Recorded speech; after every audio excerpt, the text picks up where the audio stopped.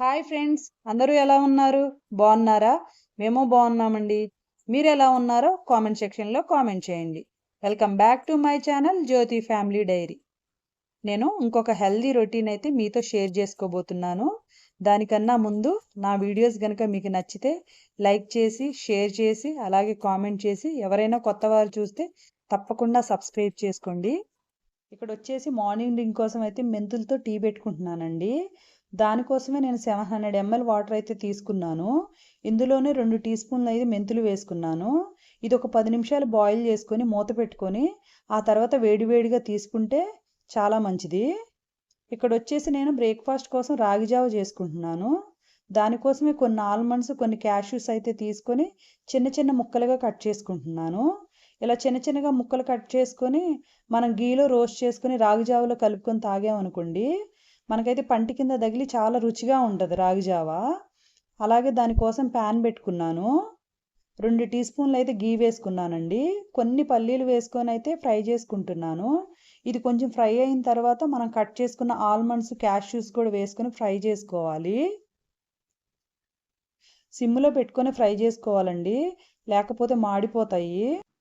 Fry అయిన వాటిని గిన్నెలో తీసుకొని అయితే పక్కన పెట్టుకోవాలి.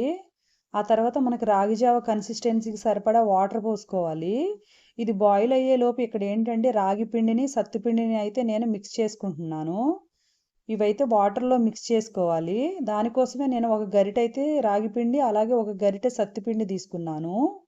సత్తిపిండి అంటే ఏంటంటే రోస్టెడ్ చనా ఉంటుంది కదా, దాన్ని మిక్సీ పట్టేస్తే అదే సత్తిపిండి అంటారు. దాన్ని బాగా మిక్స్ చేసుకున్నాను ఉండలు లేకుండా. అలాగే ఇందులో వేసుకొని మిక్స్ చేసుకుంటున్నాను. నేనైతే ఇక్కడ 2 టేబుల్ స్పూన్ల అయితే బెల్లం తీసుకున్నాను. ఈ రాగి జావని మనమైతే వెయిట్ లాస్లో తీసుకోవచ్చు. వెయిట్ లాస్ అయితే బాగా అవుతుంది. మార్నింగ్ బ్రేక్ఫాస్ట్కి అయినా, నైట్ డిన్నర్గా అయినా తీసుకోవచ్చు. కానీ నైట్ డిన్నర్గా తీసుకుంటే ఏంటంటే మనం నట్స్ అయితే యాడ్ చేసుకోకూడదు. నట్స్ అయితే నైట్ త్వరగా అరగవు.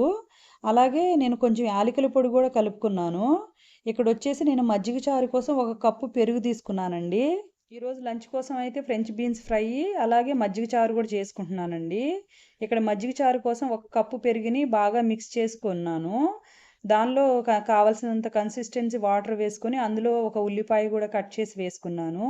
ఒక 2 పచ్చిమిర్చి కూడా సన్నగా కట్ చేసి వేసుకున్నాను. అలాగే కొంచెం కొత్తిమీర కూడా వేసుకున్నాను. ఇక్కడైతే రాగి జావ అయితే మనకైతే ఉడికిపోయింది. రాగి జావ ఉడికిపోయింది కదా, ఇది పక్కన పెట్టుకొని నేనైతే మజ్జిగ చారుకి అయితే తాలింపు పెట్టుకుంటున్నానండి. దానికోసమే ఇక్కడ కోల్డ్ ప్రెస్డ్ ఆయిల్ తీసుకున్నాను, గ్రౌండ్ నట్ ఆయిల్. మనమైతే కోల్డ్ ప్రెస్డ్ ఆయిల్స్ అయితేనే వాడితేనే మంచిది. రిఫైన్డ్ ఆయిల్స్ అయితే వాడితే అంత హెల్త్కి అయితే మంచిది కాదు. దానికోసం ఇక్కడ 1 టేబుల్ స్పూన్ అయితే ఆయిల్ వేసుకున్నాను. అందులోనే కొన్ని తాలింపు గింజలు, 2 ఎండుమిర్చి అయితే కట్ చేసి వేసుకున్నాను. అలాగే కొంచెం కరివేపాకు, హాఫ్ టీ స్పూన్ పసుపు, అలాగే హాఫ్ టేబుల్ స్పూన్ అయితే కారం వేసుకున్నానండి. ఇది ఫ్రై అయిన తర్వాత మనం మిక్స్ చేసుకున్న మజ్జిగ చారులో వేసుకొని కలుపుకోవాలి. అలాగే ఇందులో 1 టేబుల్ స్పూన్ అయితే సాల్ట్ వేసుకున్నాను. ఇక్కడ వచ్చేసి ఫ్రెంచ్ బీన్స్ ఫ్రై కోసం అయితే కడాయిలో ఆయిల్ వేసుకొని వేడి చేసుకున్నాను. వేడైన తర్వాత కొన్ని తాలింపు గింజలు, అలాగే 2 ఎండుమిర్చి కూడా ఫ్రై చేసుకున్నాను. అలాగే కొంచెం కరివేపాకు వేసుకొని కొంచెం బాగా ఫ్రై చేసుకోవాలి. ఫ్రై కాబట్టి కొంచెం లైట్గా కలర్ వస్తే బాగుంటుంది. అలాగే ఒక ఆనియన్, ఒక 4 పచ్చిమిర్చి కట్ చేసి వేసుకున్నాను. ఇందులోనే 1 టీ స్పూన్ అయితే సాల్ట్ వేసుకొని ఫ్రై చేసుకుంటున్నాను. కొంచెం మీడియం ఫ్లేమ్లో పెట్టుకొని ఒక 5 మినిట్స్ ఫ్రై చేసుకుంటే సరిపోతుంది. అలాగే ఒక హాఫ్ టీ స్పూన్ పసుపు వేసుకొని నేనైతే ఇక్కడ బాగా కలుపుకుంటున్నాను. ఒక 20 సెకండ్స్ కలుపుకుంటే సరిపోతుంది. ఆ తర్వాత ఇక కట్ చేసుకున్న బీన్స్ వేసుకున్నాను. అలాగే నా దగ్గర 2 క్యారెట్లు, ఒక క్యాప్సికమ్ ఉంది. అది కూడా కట్ చేసి వేసేసుకున్నాను. ఒకసారి బాగా కలుపుకొని మూత పెట్టుకొని ఒక 10 నిమిషాలు మగ్గించుకోవాలి. మనకైతే ఫ్రెంచ్ బీన్స్లో అయితే ప్రోటీన్ ఎక్కువ ఉంటుందండి. వెజిటేబుల్స్లో ప్రోటీన్ ఎక్కువ ఉండే వెజిటేబుల్ ఏంటంటే ఒకటి ఫ్రెంచ్ బీన్స్ కూడా. అలాగే నేను ఇక్కడ మార్నింగ్ జ్యూస్ అయితే ఆమ్లా జ్యూస్ చేసుకుంటున్నాను. ఇక్కడ వచ్చేసి బీన్స్ అయితే ఫ్రై అయిపోయాయండి. అందులోనే పచ్చి కొబ్బరి తురుము అయితే ఒక గుప్పుడు వేసుకుంటున్నాను. ఇందులోనే నేను ఒక 4-5 వెల్లుల్లి రెబ్బలు అయితే దంచి కూడా వేసుకున్నాను. అయితే బీన్స్ ఫ్రై అయితే ఇలా చేసుకుంటే అయితే చాలా రుచిగా ఉంటుందండి. అలాగే హాఫ్ టీ స్పూన్ కారం మాత్రమే వేసుకోవాలి. మనం ఇందులో అయితే ఎక్కువ కారం వేసుకోకూడదు. పచ్చి కొబ్బరి తురుము వల్ల అయితే చాలా రుచిగా ఉంటుందండి కర్రీ అయితే. మార్నింగ్ జ్యూస్ అయితే నేను ఆమ్లా జ్యూస్ చేసుకుంటున్నానండి. దానికోసమే నేను ఇక్కడైతే 8 ఆమ్లాలు తీసుకున్నాను. ముగ్గురి కోసం ప్రిపేర్ చేసుకుంటున్నాను. అలాగే కొంచెం పుదీనా, కొంచెం కరివేపాకు, 1 ఇంచ్ అల్లం, అలాగే పావు టీ స్పూన్ మిరియాలు తీసుకొని ఇవన్నీ మిక్సీలో వేసుకొని ఒక గ్లాస్ వాటర్ వేసుకొని మిక్సీ పట్టుకోవాలి. దీన్ని వడకట్టుకోవాలి. వడకట్టుకొని తీసుకుంటే చాలా మంచిది. ఈ ఆమ్లా జ్యూస్ వల్ల మనకి ఇమ్యూనిటీ బూస్ట్ అవుతుందండి. అలాగే హెయిర్ గ్రోత్ కూడా బాగుంటుంది. స్కిన్ గ్లో బాగుంటుంది. దీనివల్ల చాలా బెనిఫిట్స్ ఉన్నాయి హెల్త్కి. హెయిర్ ఫాల్ అయ్యే వాళ్ళు కూడా ఈ జ్యూస్ రెగ్యులర్గా తీసుకుంటే హెయిర్ ఫాల్ తగ్గుతుందండి. అలాగే నేను వెయిట్ లాస్లో ఈ జ్యూసెస్ కానీ, ఈ డ్రింక్స్ కానీ, ఈ డైట్ కానీ రెగ్యులర్గా తీసుకొని 25 కేజెస్ అయితే వెయిట్ లాస్ అయ్యానండి. లైఫ్ స్టైల్ చేంజ్ అంటే ఒక్కరోజు కాదండి, లైఫ్ లాంగ్ చేసుకోవాలి. అప్పుడే మనకు మంచి బెనిఫిట్స్ వస్తాయి. ఇంకా ఇక్కడ మా పాపకి, మా హస్బెండ్కి అయితే సర్వ్ చేసేసానండి.